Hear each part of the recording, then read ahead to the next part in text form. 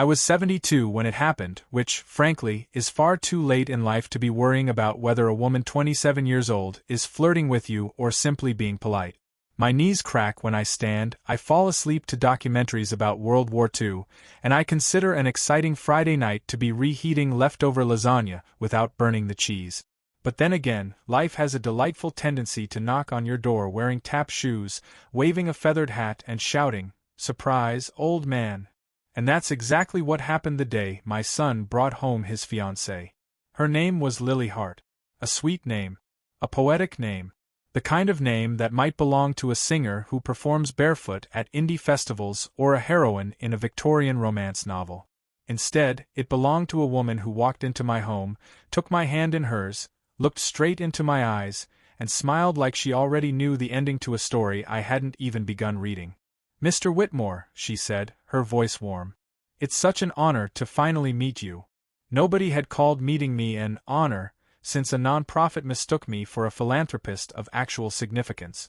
So naturally, I sucked in my stomach, lifted my chin, and immediately forgot how old I was. Andrew rolled his eyes hard enough to sprain an optic nerve. "Dad," he said, "this is Lily." "Lily, this is my father, Charles. He pretends to be charming. Don't encourage him." Lily laughed gently, the way people laugh when they're trying to be polite but genuinely can't help finding something amusing. Usually Andrew saves that tone for me. This time, though, I got the impression she meant it. From that very moment, 3 seconds after she stepped into my foyer, I felt something quietly destabilizing in the air. Not romantic, God no. There are lines in life you don't cross, and attempting to romance your son's fiancée should be printed in the instruction manual of basic human decency. It was something else. Attention. A spark. A strange attention she paid me that I didn't quite know what to do with. Later, when I replayed it in my head, I wondered if I'd simply been flattered because, well, 72. Even a cashier calling me young man can improve my entire week. But this was more. Too much more. Lily held his hand 2 beats longer than necessary, or so the third-person narrator in my mind whispered as I replayed the moment. And Charles, fool that he was, noticed. I shook off the thought. Nonsense. Sometimes the mind tells stories because it wants adventure, especially when the body is old and the calendar insists on reminding you. Still, the seed had been planted. Dinner that evening was a study in social anthropology. I sat at the head of my long oak dining table, Andrew to my left, Lily across from him. She'd insisted on helping my housekeeper, Mrs. Riley, with the plating, which immediately earned her 10 invisible points in my estimation. Women, or men, for that matter, who treat staff with respect are worth keeping around. We were halfway through the main course when I realized Lily's attention kept drifting toward me in a way that made me feel both flattered and alarmed. "So, Charles," she said, lifting her glass of wine. "Andrew tells me you used to build entire neighborhoods. That's incredible." "Used to," I corrected. "These days I mostly build excuses for not going to social events." She smiled again, soft, sincere, warm. Andrew, meanwhile, stared at his plate like it had personally betrayed him. "You should hear him talk about the Westwood project," Andrew muttered. "He'll go on for hours." "Then I'd like to hear it," Lily said. And there. Another smile. One that lingered.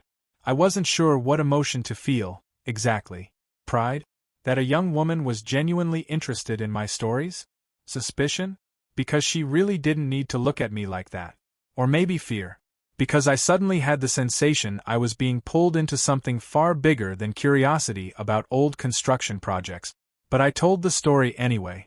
I told her about how the Westwood development had been my favorite, how I'd gambled half my net worth on it, how the banks thought I'd gone mad, and how it had turned out to be a career-defining masterpiece, at least until the 2008 recession chewed half my profits and spat them into the wind. She listened like I was recounting a hero's journey. Andrew listened like he was calculating how many minutes remained until dessert. At one point, Lily leaned forward slightly, elbows delicately on the table, chin resting on her hands. "I love hearing people talk about the things they're passionate about," she said. "Careful," I teased. "People my age are mostly passionate about early mornings and complaining about the government." She laughed again, genuinely. The sound filled the room and did something strange to my chest. I felt relevant. Seen. Alive. Ridiculous, sure, but very alive. Andrew cleared his throat loudly, like a man exorcising a ghost. After dinner, Andrew excused himself to take a phone call, one of his urgent business matters, which generally meant an email he'd forgotten to send. That left me alone with Lily in the living room. I should note, I did not intend to be alone with her. I didn't plan it. I didn't engineer it. It just happened the way thunderstorms happen, naturally, unpredictably, with the faint smell of danger in the air. She walked around the room, studying the old photographs on my mantelpiece. My late wife, Margaret, smiling as if the world were always in focus. Andrew as a child, proudly holding up a lopsided papier-mâché volcano. Me, much younger, pretending I understood how investments work. "You have a beautiful family," Lily said, still facing the photos. "I did," I replied softly. "I suppose I still do. Just different now." She turned toward me, and for the second time that evening, something in her gaze lingered longer than it should have. "You must miss her," she said. "Every day." I wasn't expecting the ache that accompanied those words. It had been 12 years since Margaret passed, and grief is supposed to fade. But grief has a nasty habit of hiding in your chest like a mischievous raccoon, waiting for the precise moment to claw its way out again. Lily walked closer and sat on the sofa opposite mine. "I hope you don't mind me saying," she began carefully, "but Andrew looks so much like her." "He does," I agreed. "He has her way of pretending he's calm while panicking internally." She laughed. "I've noticed." Her gaze drifted over me again, thoughtful, soft. "So what about you?" I asked, attempting to steer the conversation back into safe waters. "How did you and Andrew meet?" "At a conference in Chicago," she said. "He spilled coffee on my notebook. Twice. That's my boy." He apologized so earnestly I almost felt guilty for being annoyed. She paused, brushing a strand of hair behind her ear. "He was sweet. Nervous, but sweet." "Sounds accurate." "But," Lily added, her eyes flicking to mine, "I'm glad he introduced us. I really wanted to meet you." There it was again, that hint of something. Something warm. Something confusing. In that moment I had the strangest thought: what if she's studying me? What if she's trying to evaluate me for something? Not romantically. Surely not romantically. That would be absurd. No, maybe she wanted to impress me because she hoped for a good relationship with her future father-in-law. Or maybe she was just naturally warm. Or maybe I was projecting, because older men project faster than a short-throw movie projector at a tech expo. Still, the thought lingered. She leaned back slowly, crossing her legs. "You're very different from how Andrew describes you," she said. I raised a brow. "Should I be worried?" "No," she said, shaking her head. "Not at all. He makes you sound like this strict, intimidating figure. But you're charming." "Charming? Charming?" I hadn't been called charming since Reagan was president. Something twisted in my stomach, half flattery, half fear. "Well," I said, trying to recover my footing, "Andrew tends to exaggerate. Usually in the unflattering direction." "That's because he wants your approval," she replied. "Even now." I blinked at that. It was true. Painfully true. But I never expected to hear it from her. "You understand him well," I said. "I try," she answered softly. We sat in silence for a moment. Comfortable for her. Deeply uncomfortable for me. Then she reached out and put her hand gently on my forearm. A perfectly innocent gesture. A perfectly innocent gesture that nevertheless sent a jolt through my brain like someone plugging Christmas lights into a power outlet that couldn't handle the load. "You're easy to talk to, Charles," she said. "I like that." Footsteps echoed down the hallway, and she withdrew her hand immediately, almost guiltily. Andrew reappeared, looking mildly annoyed, like the world had personally demanded too much of his time again. "Sorry," he muttered. "Work stuff." "It's okay," Lily said brightly, smoothing her skirt. "Your father and I were just chatting." Andrew glanced between us. His face didn't reveal suspicion, exactly. But something crossed his eyes, something sharp. Something that told me he'd noticed the atmosphere before entering the room. And that's when I felt it again. That sinking, uneasy realization. Something was happening. I just didn't know what. Later that night, after they left, I sat alone in my study with the lights dimmed, replaying every moment of the evening like an old film reel. Her laughter. Her lingering glances. Her interest in my stories. Her hand on my arm. It all danced through my mind with a maddening rhythm. Was she flirting? Was she simply kind? Was I imagining things because, God help me, I enjoyed the attention? There's a special kind of insanity reserved for older men who feel a spark of youth revived in them. You start to question your sanity, your judgment, your depth perception. Everything becomes suspect. I leaned back in my leather chair and sighed. Don't be a fool, Charles, I muttered to myself. She's young. She's marrying your son. You're hallucinating romance because you're lonely and sentimental. That would have been the rational explanation. The kind of explanation a wise old man would accept. But I felt something off, like a door had opened somewhere in the house and a draft of cold air drifted through the corridors. Something subtle. Something unspoken. And the worst part? That peculiar feeling wasn't going away. If anything, it was growing. And somewhere, not in the room but deep in the narrative of my life, a quiet voice whispered, "This isn't what you think it is." But that truth, as I would soon learn, was far more twisted, painful, and astonishing than anything I could have imagined. I woke the next morning with the uneasy feeling of a man who'd either witnessed a ghost or dreamed one. The sun was spilling through my curtains in thin, determined rays, the kind that insists you get out of bed even when you'd rather dissolve into the mattress. I stretched, felt every joint pop in protest, and muttered a short prayer to whichever deity supervised lower back pain.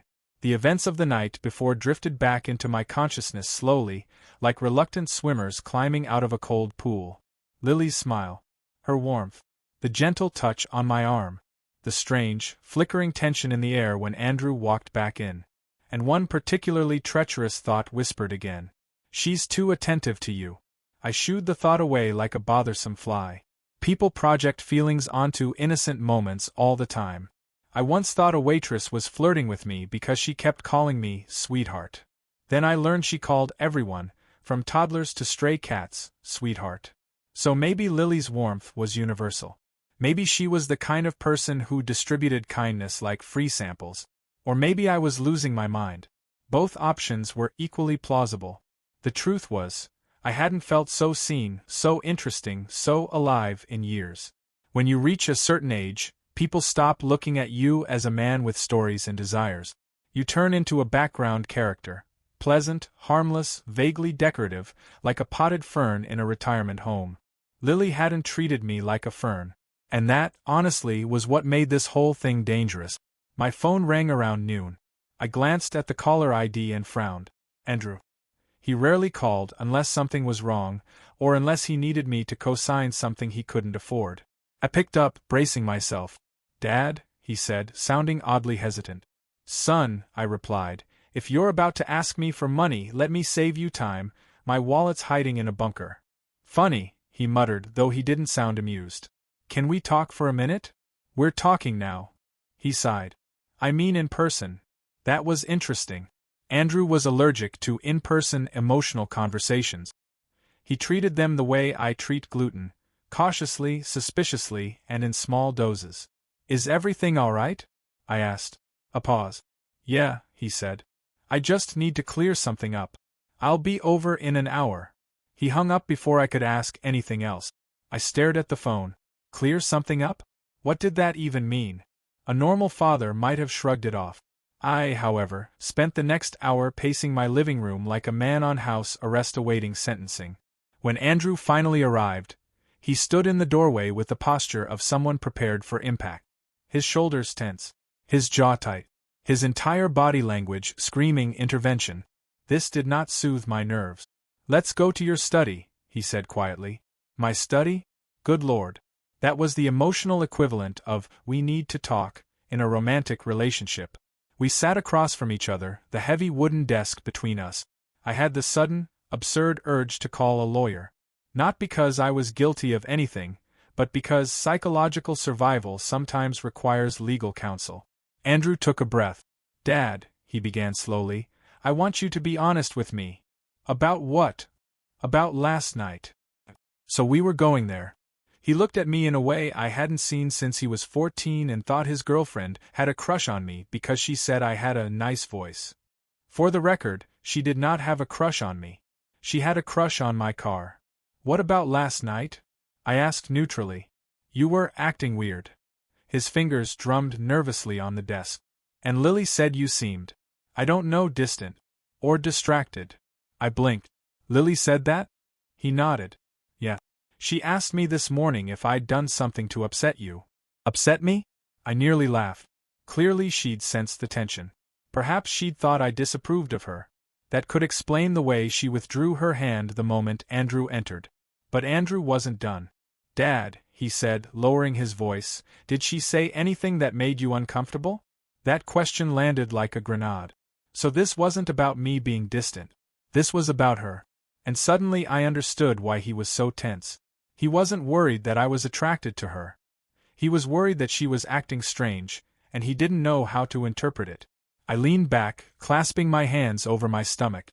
What exactly do you mean by uncomfortable? He grimaced. Just anything. Did she ask you personal questions? Make comments that were out of line? Act too familiar? So he'd noticed it too. The exact thing I'd tried to rationalize was now crawling out of the shadows in my son's tone. Andrew, I said carefully, your fiancée was perfectly polite. He raised an eyebrow. Perfectly polite? Yes. He stared at me, skeptical. You hesitated. Damn. He'd inherited his mother's ability to detect micropauses with surgical precision. I did not hesitate, I lied confidently. You literally paused just now. I was thinking. You don't think during conversations. Well, that's insulting. He rubbed his forehead. Dad, please. If anything happened, anything at all, I need to know. I hesitated again. This time for real. Why? Why was he asking in this tone? Why was he so nervous? It hit me then, not lightly, but like a bowling ball falling onto a stack of teacups. Andrew was afraid. Not of me. Not of her. Of the possibility that something was wrong between them. His voice softened. She's been off lately. I can't explain it. The other night she cried for no reason. Then she told me she needed space. Then she said she wanted us to get married sooner. Then she hugged me for 10 minutes without saying a word. There was fatigue in his eyes. And something else. Confusion. Fear of losing her. Fear of not understanding her. I exhaled slowly. Andrew, are you two fighting? Not exactly, he said. It's more like she's hiding something. And I don't know what. The words sank in. Hiding something. Not from Andrew. From me. I remembered that lingering glance. The strange warmth. The subtle intensity. Suddenly, an alternative possibility flickered into my mind like a match being lit. Maybe she wasn't flirting. Maybe she was trying to tell me something. And I had been too flattered, or too naive, to see the difference. I didn't think anything was wrong, I said softly. But maybe I should have paid more attention. Andrew's expression shifted slightly, relief mingling with worry. Did she say anything unusual? He pressed. No, I said honestly. But she seemed unusually focused. On you. Yes. Andrew swallowed hard. And then, to my immense confusion, he let out a small, shaky laugh. Of course, he muttered bitterly. Of course she'd talk to you instead of me. What does that mean? He rubbed the back of his neck, restless. You're you. People like opening up to you. Since when? Since forever, he snapped. Do you know how many times I introduced girlfriends to you and they ended up confiding in you about their insecurities or family issues? I was trying to be polite. No, he said, you were being you. Which is exactly why this terrifies me. I blinked. My existence terrifies you? No. The idea that Lily feels closer to you than to me terrifies me. The room went quiet. And then, unexpectedly, I felt something sharp and painful in my chest. Not pride. Not embarrassment. Something else. A realization. Andrew wasn't accusing me. He wasn't jealous. He was scared. Of losing someone he loved, of failing her, of not being enough. For a man who'd spent years pretending to be confident, this was one of the rare moments when the mask slipped. I softened my voice. Andrew, she chose you. Not me. Did she? He murmured. The question hung in the air like smoke. After he left, I needed air. I walked out to my backyard, sat on the old wooden bench that creaked under my weight, and watched the koi fish in the pond swim aimlessly in circles. Fish always look like they're contemplating ancient secret. I envied them. I replayed the evening again in my mind. Lily's attention. Her warmth. Her hand on my arm. Then her asking Andrew if she'd upset me. Her confusion. Her strange behavior around him. It all formed a pattern. One I didn't yet understand. If she was hiding something, why involve me? Why treat me like a confidant instead of her fiancé? Unless the thing she was hiding had nothing to do with romance, and everything to do with something else entirely. That night, around 11, my phone buzzed. A text message. From Lily. Hi Charles. I hope I'm not disturbing you. Could we talk? Just for a minute? I stared at the message longer than I should have. My stomach tightened. If Andrew saw this, it would shatter him. If I ignored her, I might miss something important. If I answered, what then? Before my logical brain could protest, my treacherous thumbs typed back. Of course. Is everything all right? Her reply came almost instantly. Not really. Could I call you? I don't want to say this in a message. A chill ran down my spine. Not because I feared impropriety, but because something in those words felt heavy. Urgent. Wrong. I pressed call. She picked up on the first ring. Her voice was trembling. Charles, I need to tell you something, and I don't know who else to trust. My heartbeat quickened. Lily, I said gently, what's going on? There was a long, shaky breath on the other end. I think someone is lying to me, she whispered. And I think it might destroy everything. My skin prickled. Who? I asked. She hesitated. Then her voice broke. Andrew, she said. I don't think he's been honest with me. About anything. I froze. Every assumption I'd made shattered like thin glass. Lily wasn't flirting. She wasn't attracted to me. She was scared. She was lost. She was looking for answers. And she believed my son was hiding something. Something big. Charles, she whispered, on the verge of tears, I think he's lying about why he wants to marry me. A cold, deep, unfamiliar dread spread through my body. Not because of the accusation, but because of the way she said it. Like she already knew the truth, and needed me to confirm it. I ought to confess something right away, before the guilt eats through my ribs like battery acid. That night after the dinner, after that strange moment on the porch with Evelyn, after Lucas's puzzled glance and the awkward goodbye, well, I didn't sleep. I didn't even lie down with the delusion that I might. I sat in my leather armchair, the one that squeaks like an old dog every time I shift, and replayed her voice in my head. Not her body, not her hair, not the line of her neck. Her voice. The way she said, "It feels like you understand people." It is a brilliant cruelty, really, to compliment an old man on something that has nothing to do with youth. Compliments that sidestep the whole battlefield of age are the most dangerous of all. By sunrise I had convinced myself that I had imagined everything. People do that at my age, hallucinate meaning. You start seeing patterns where there are only shadows. You interpret politeness as affection and curiosity as longing. You give yourself far too much credit simply because the alternative is admitting you've become irrelevant. So I said out loud to an empty living room, "Stop being an idiot, Henry." That usually helps. This time it only made the room feel colder. The next few days unfolded peacefully on the surface but full of small, unnerving tremors underneath, like a lake frozen so thin you can hear it groan. Lucas called once, just to check in. Evelyn didn't call at all. I tried to decide if I was relieved or disappointed, and both answers annoyed me. 3 days after the dinner, during my morning coffee, my phone buzzed with a familiar name. "Evelyn, would you like to meet for lunch? There's something I'd love to ask you." "Just you." My first reaction was physical. A small, irritating spark in my chest, as though my heart had swallowed a firefly. Then came dread, real dread, the kind you feel in the stomach, not the imagination. I wrote back, "Sure. When and where?" I deleted that 3 times before finally sending it. She chose a cafe downtown, one of those pretentious places with baristas who speak about coffee the way sommeliers speak about wine. I wore a jacket that didn't make me look ancient, well, less ancient, and drove there rehearsing a speech in my head. Something firm, fatherly, above suspicion. Something that would gently but decisively correct any misunderstanding. But the moment I saw her already inside, sitting near the window with sunlight falling on her hair, all my noble speeches vaporized like cheap perfume. Evelyn stood when she saw me, smiling in that quiet, almost shy way she had, nothing exaggerated. I sat across from her, and to my surprise, she looked nervous. "Thanks for meeting me," she said. "Of course," I answered, trying to sound casual. "Everything all right?" That question hit her like a gust of wind.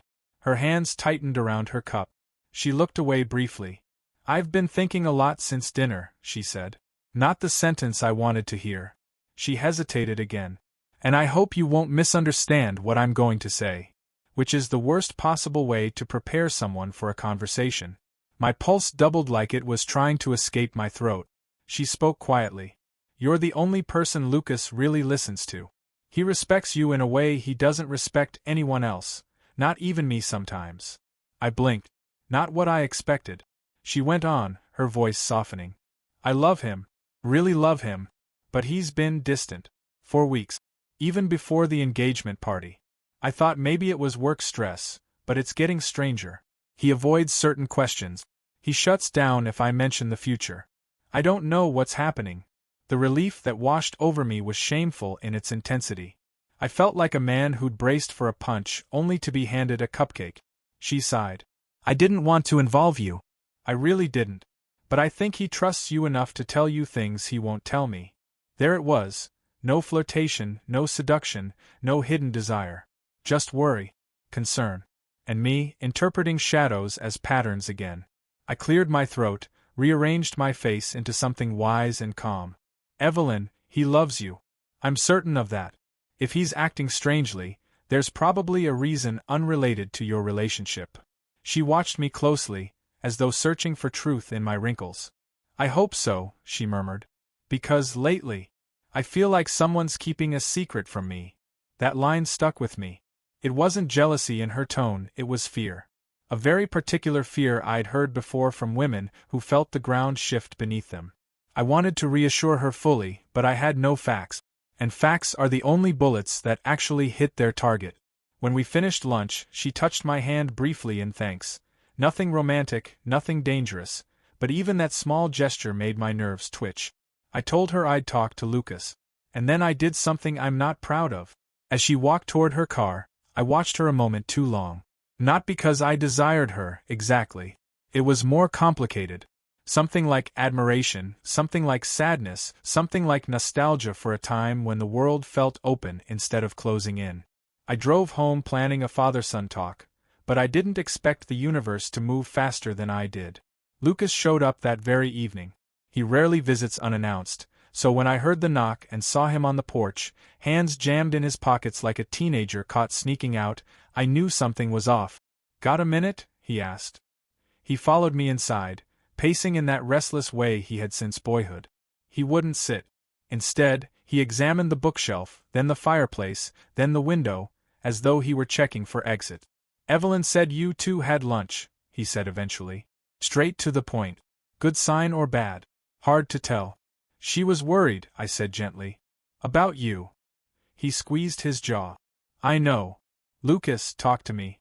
What's going on?" He turned his back to me, shoulders tense. "I'm handling it."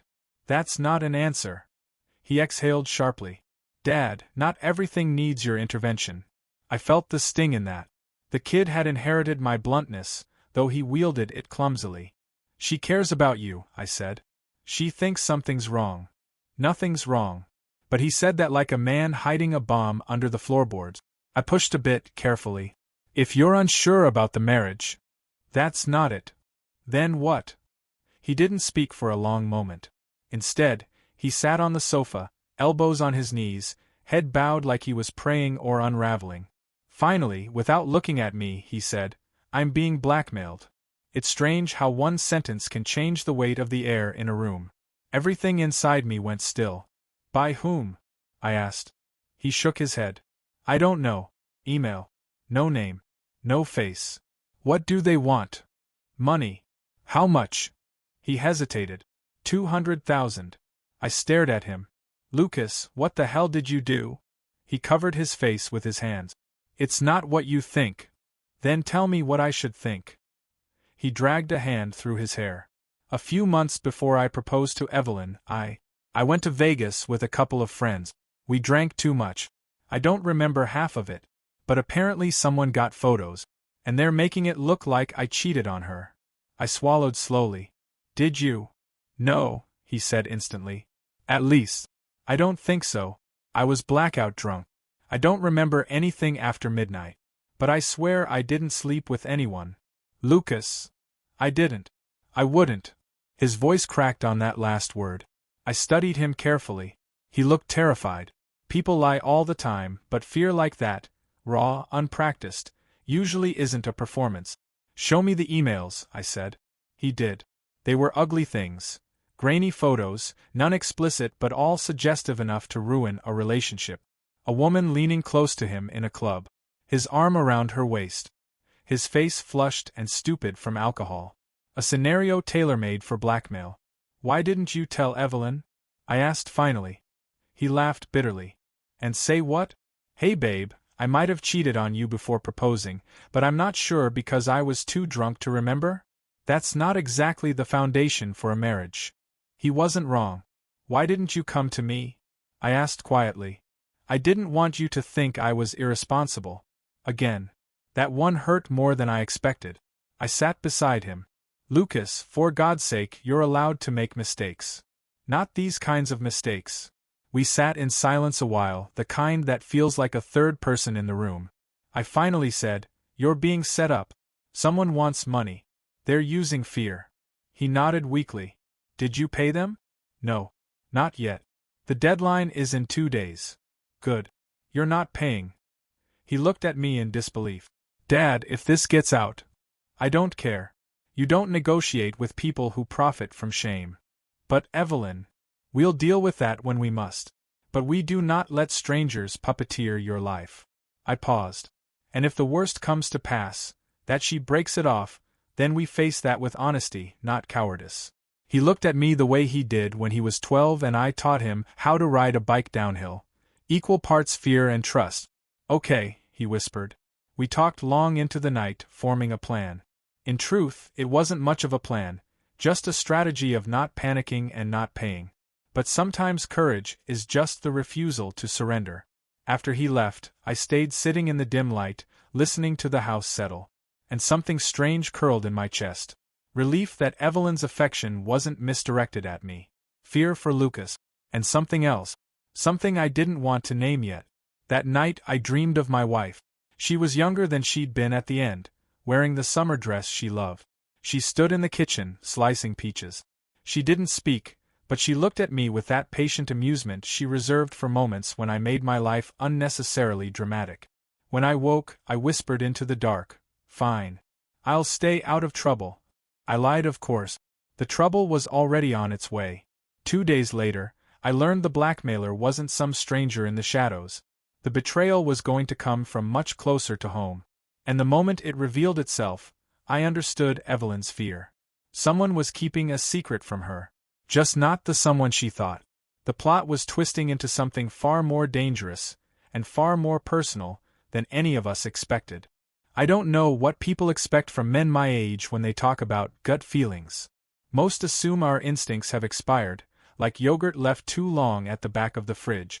Trust me, the gut works just fine. It's the joints that give up. And my gut was loudly telling me something wasn't right.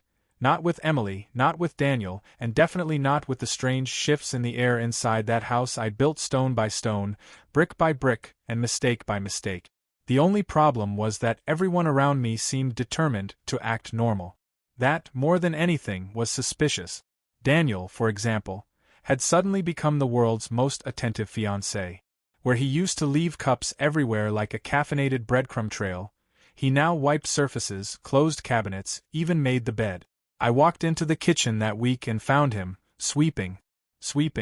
The last time he touched a broom was when he tried to turn it into a makeshift guitar at age 14. Emily watched him in silence from the counter, her smile polite but strained. When their eyes met, she looked away a little too fast. Morning, I said, trying to sound casual. They chorused it back like two kids caught skipping school. Daniel kept sweeping. Emily kept avoiding his gaze. And I kept pretending not to notice. Days like that stacked on top of one another, forming a lopsided tower of tension. Everyone had secret. The trouble was, nobody seemed good at hiding them. One night, things tipped. Emily and Daniel were supposed to have dinner plans with friends, but 15 minutes before they were set to leave, Emily's blazer was mysteriously missing. Or so she claimed. It was right here, she insisted, pointing to a chair that looked exactly the same as it always did. No blazer, no ghost of a blazer, nothing. Daniel shrugged. We have other things to wear, Em. She shook her head. This one matters. Well, that told me everything I needed to know. This wasn't about fashion. That blazer was an excuse, a convenient one, to avoid being alone with him somewhere public. They argued, softly at first, then in heated whispers. I tried to retreat to the living room, but retreating in your own house feels pitiful, so I sat on the couch and pretended to read the newspaper like it was 1974 and I was still relevant. Eventually, Daniel left alone. Emily stayed. She didn't even pretend to be embarrassed about it. She walked into the living room and asked, "Do you mind if I sit here?" "Well, it is technically my couch," I answered. "But go ahead. I only charge by the hour." She laughed, that light little laugh she used to have around Daniel before something changed. Lately, she saved that laugh for me. The irony didn't escape me. Life's timing rarely played fair. She sat carefully beside me, like someone sitting near a fragile person. It irritated me, so I lifted the newspaper, rustled it dramatically, and said, "I'm not going to crack." She smiled. "You're stronger than you look." That's not saying much. Silence settled between us. Not uncomfortable, just unusual. Emily folded her hands in her lap, staring at them with the expression of someone rehearsing bad news. I put the paper down. "If you're waiting for me to ask what's wrong, I won't. But you can tell me anyway." She exhaled. "I just don't know how to handle everything. That's all." "Everything?" She gestured vaguely. "This house. The wedding. Daniel. Us." That word hit me harder than it should have. I cleared my throat. "Emily, whatever us means to you, you should be careful with it." Her eyes flicked up, bright and conflicted. "I know.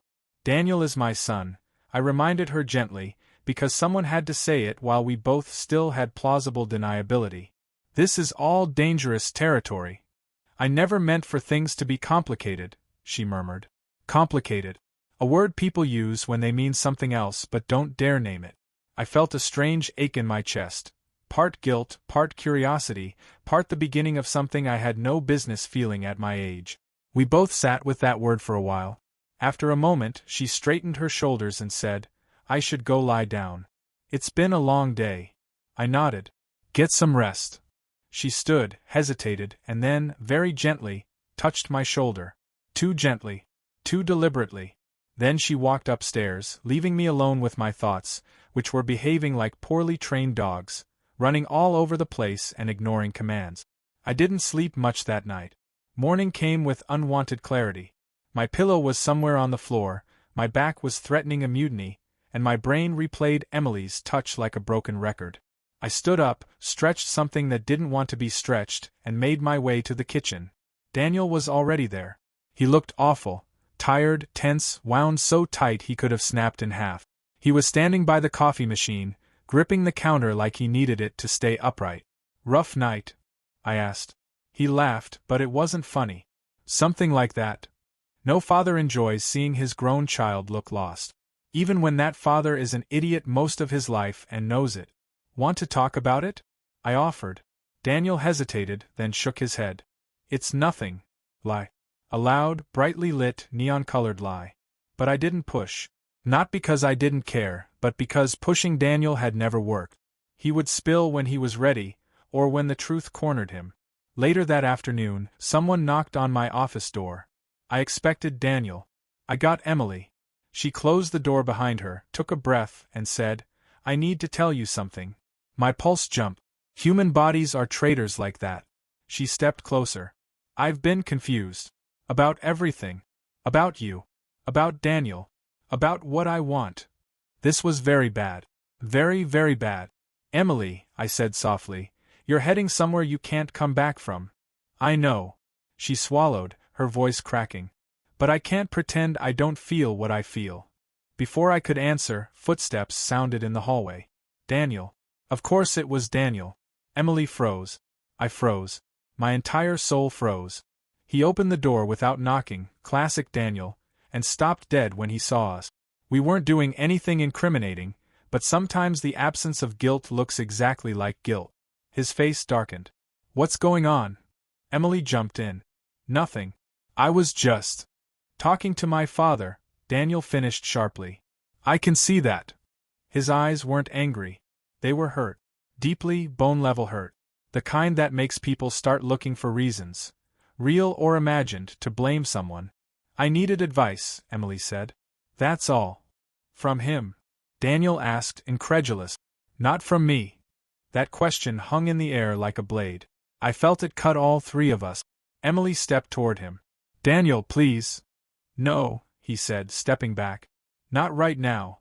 And he walked away. Emily stood motionless. Then she turned to me with wide, stricken eyes.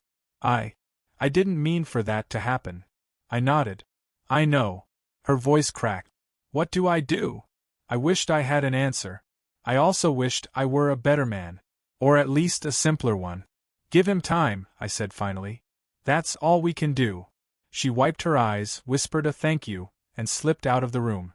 I stayed behind, sinking into my old leather chair, feeling every year of my life catch up with me at once. This situation wasn't just a small fire anymore. It was a slow-burning forest blaze, and the wind had just changed direction. Whatever was coming next, none of us were ready. The truth had claws, and I was starting to feel them. The story was no longer just about a young woman drawn to an old man, or a son unsure of his fiancée, or a father too foolishly flattered for his own good. It was about the secret none of us had named yet, the one that had been curled beneath everything, silent but alive. And it was getting ready to show its teeth. There's a strange moment in every disaster when the world goes very, very quiet. Birds stop chirping, clocks stop ticking, and everyone's voice drops to a whisper, as if the universe itself leans in, eager to hear who will lie first. That was the exact silence hanging in my house after Daniel walked out on us. Emily avoided me for 2 days. Daniel avoided everyone. And I avoided mirrors because old men and guilt share the same hobby, creeping up on you when you least expect it. By the third morning, the air had the texture of wet sand, heavy, gritty, exhausting. I walked downstairs for coffee and found Daniel at the stove, staring into a frying pan like it owed him money. "Morning," I said. He didn't look at me. "Hey." I opened the fridge. The milk wasn't where it belonged. Nothing in that house was where it belonged anymore. "You want to tell me what's eating you?" I tried. Daniel kept his eyes on the pan. "I don't know what's going on." At least that part was honest. I leaned against the counter. "You think something's happening between me and Emily." He finally turned, and the look in his eyes reminded me painfully of him at age 12 when he discovered his mother had lied about attending his school play. Betrayal leaves the same bruise no matter how old you are. "I don't know what to think," Daniel said. "I'm not accusing you. I'm not accusing her. I just feel like I'm missing half the story." I exhaled slowly. "Then ask for the story. Don't fill in the blanks with fear." Daniel stared at me for a long moment, then sat at the kitchen table and put his head in his hands. "I love her," he said quietly. The words stabbed me. Not because of jealousy, but because love makes people so painfully vulnerable. Emily wasn't a villain. Daniel wasn't naive. But the space between them was widening, and I, damn idiot that I was standing right in that gap. Before I could answer, we heard the front door open. Emily walked in. Her hair was tied back, her face pale and tired. She stopped when she saw us, like she'd stepped onto a stage she hadn't rehearsed for. "Can we talk?" she asked Daniel. He nodded, and they moved to the living room. But the living room wasn't large enough to drown out emotion. Even from the kitchen, I heard every faint rise and fall of their voices, the sharpness, the trembling, the pauses. I didn't listen on purpose. I simply heard what happened next because pain tends to echo. Later, I found Emily sitting alone on the backyard steps, hugging her knees. The sky behind her was flat and gray, like a canvas waiting for bad news. I stepped outside. "Should I pretend I'm just here to water the plants?" She didn't smile. That worried me. "Daniel thinks I'm hiding something," she said softly. "Are you?" I asked. She looked up at me then, her expression raw. I wish I could say no. I sat beside her, my bones complaining. "Emily, I don't know how to untangle any of this," she whispered. I care about Daniel. You know I do. I know. And I care about you too. That's the part one didn't expect. The part one don't know how to deal with. My throat tightened. What do you want to happen? She hesitated. The truth. A simple word. A dangerous one. What truth? I asked. That Daniel has been distant. For months. Before anything happened between us. Before I ever felt, before things got confusing. He stopped talking to me. He pulled away. I didn't know why. I thought it was stress or fear of the wedding. But now. She trailed off. Now what? I pressed gently. She looked away. I think he's hiding something too. That was when my stomach tightened, not with jealousy, but with an old familiar instinct. The same instinct that had kept me alive through bad business deals, corrupt partners, and one narrow escape involving a politician, a casino, and a suitcase full of cash. Emily, I said slowly, what exactly do you think Daniel is hiding? She didn't answer. But she didn't have to. There was a flicker in her eyes, fear mixed with suspicion, and suddenly everything shifted. Emily had come to my house as Daniel's fiancée. She had spoken softly, laughed politely, charmed us both without trying. But beneath that gentleness, she was perceptive. Too perceptive to miss patterns. Too intuitive not to sense when someone she loved was withdrawing for reasons that didn't add up. So the question wasn't, is Emily being honest? It was, what is Daniel lying about? I stood, my knees cracking like fireworks. I'll talk to him. She caught my wrist briefly, a soft plea. Please be kind.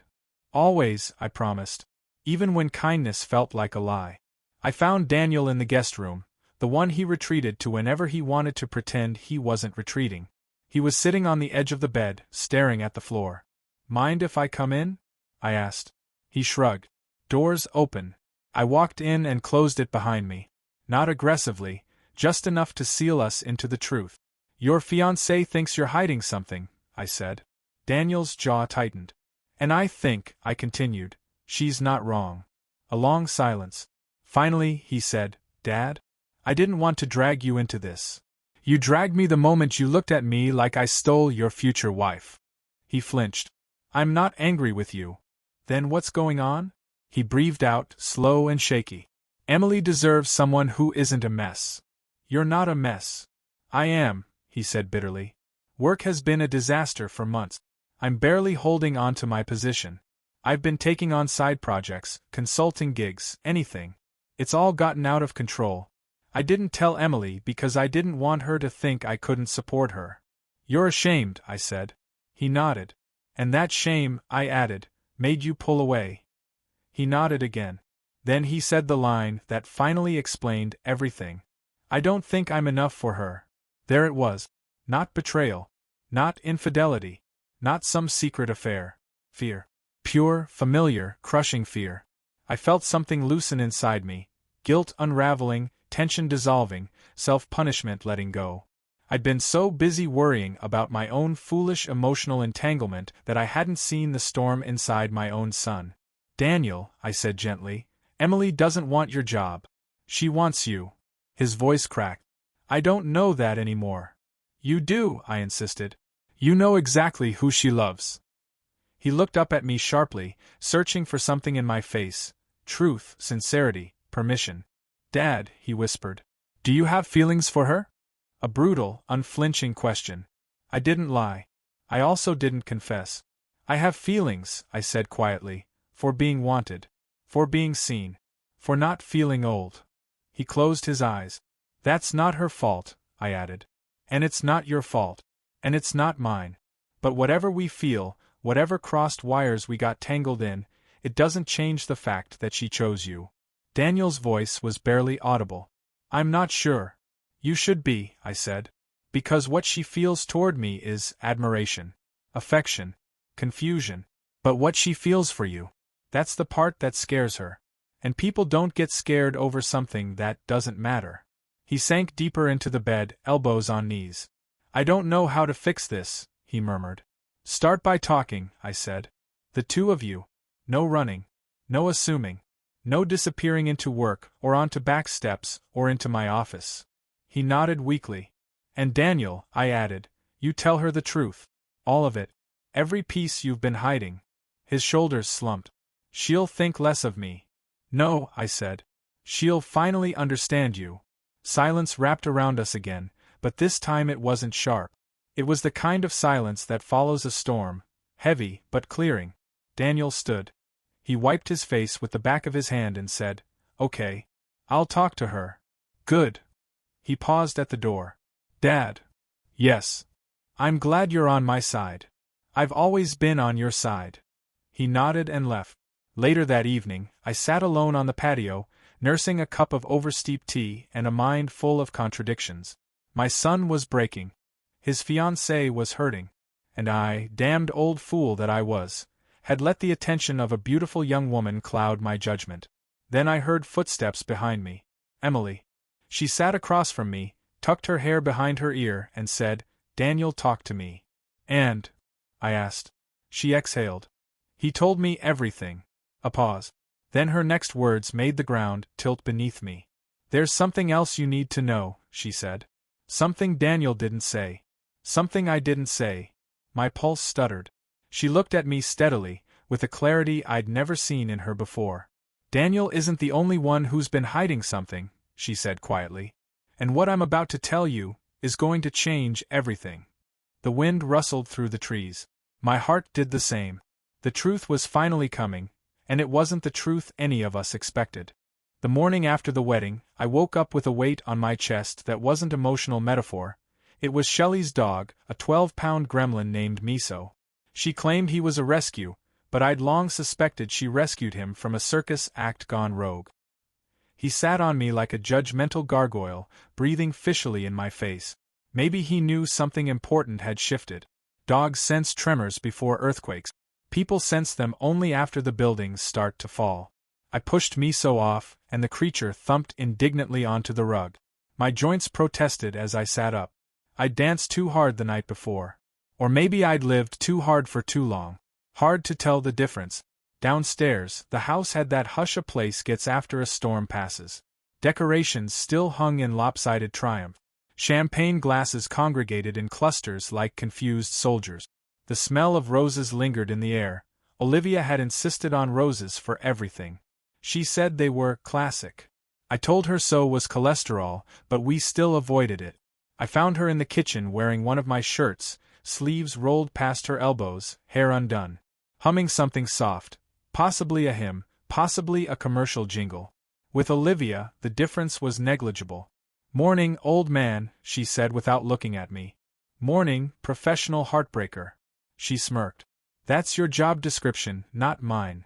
I sat at the counter while she brewed coffee. For a while, neither of us spoke. Silence with her had never been awkward, even when everything else had been. I studied her as she moved.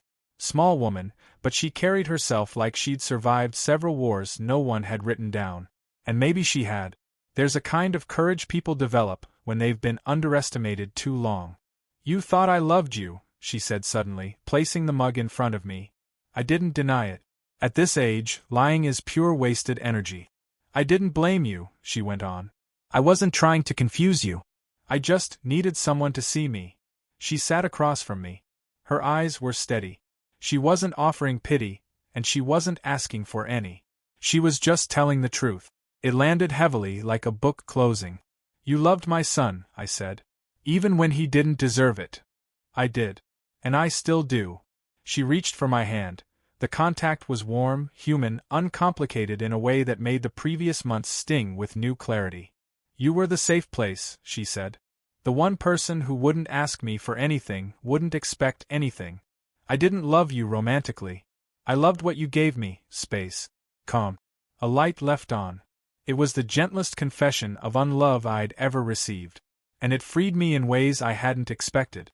"You know," I said, "most men my age start hallucinating from medications." I hallucinated affection. Much more stylish, really. She laughed, fully this time, no cautious restraint. The kind of laugh that would have undone me months ago. "You're going to meet someone," she said. "Some woman who actually wants you, and not your wisdom, or your house, or your son." "Highly unlikely," I said. "The market for vintage models is small." She shook her head. "You'd be surprised who needs a soft place to land." There was a shift in the air then, subtle but final. like a door closing with a quiet click. Later that day, the newlyweds left for their short honeymoon, a weekend in New Orleans, because Shelley insisted she didn't want anything extravagant. I promised myself I'd believe her. Once their car disappeared down the winding drive, the silence settled again, but this time it didn't sting. It simply existed. I walked through the house at my own pace. I touched the banister I'd bought with my first bonus check. I looked at the family portraits that had survived multiple moves. I sat in the leather armchair I always pretended was more comfortable than it actually was. My life, for all its eccentricities, suddenly felt like a place I could remain rather than escape. In the afternoon, Henry arrived. No appointment, no warning, just a man in a jacket too light for the weather, carrying that new brand of steadiness he'd acquired since the wedding fiasco. "How's the hangover?" he asked. "Hydrated and ashamed," I said. "The usual." He sat opposite me, elbows on knees. "Listen. I want to thank you." The sentence startled me. Gratitude wasn't often included in the Henry starter pack. "For what?" "Not running off with your bride." He grimaced. "Jesus, Dad. Can we not?" "Fine." "For what then?" "For sticking around," he said. "For being there for her when I wasn't. I know she leaned on you. And I'm glad she chose someone who wasn't a total idiot. That's the highest compliment you've ever paid me." He rubbed his forehead. "You really thought she was into you?" I lifted an eyebrow. "Do we have to do this?" "Yes, actually." "Well," I sighed, "from my perspective, the signs were ambiguous." "You mean she was kind to you?" I hated how neatly he'd packaged it. "She was more than kind," I said. "She was attentive. She thought you were lonely. That's why she spent time with you." That one landed low. But Henry wasn't trying to shame me. He was explaining something neither of us had understood. "She worried about you," he said. "She still does." "I do too." I almost barked out a laugh. "Since when?" He leaned back. "Since I realized you're not unbreakable." I stared at him, this grown man with my eyes and his mother's temper, and something softened. Maybe we both grew up a little in all this mess. "You'll take care of her?" I asked. "Yeah," he said. "And her dog, though I think he hates me." "He hates everyone. It's egalitarian." We sat together until dusk, talking about nothing important. Baseball. The price of gas. The neighbor who'd recently installed a neon flamingo and called it art. Father-son things finally done correctly. When he left, the house dimmed again, but the emptiness felt cooperative rather than oppressive. A companionable quiet. The kind you can live with. In the evening, I poured myself a single glass of bourbon. Not to brood, just to mark the closing of a chapter. Outside, cicadas buzzed with the dramatic fervor of creatures who live intensely and briefly. I envied them a little.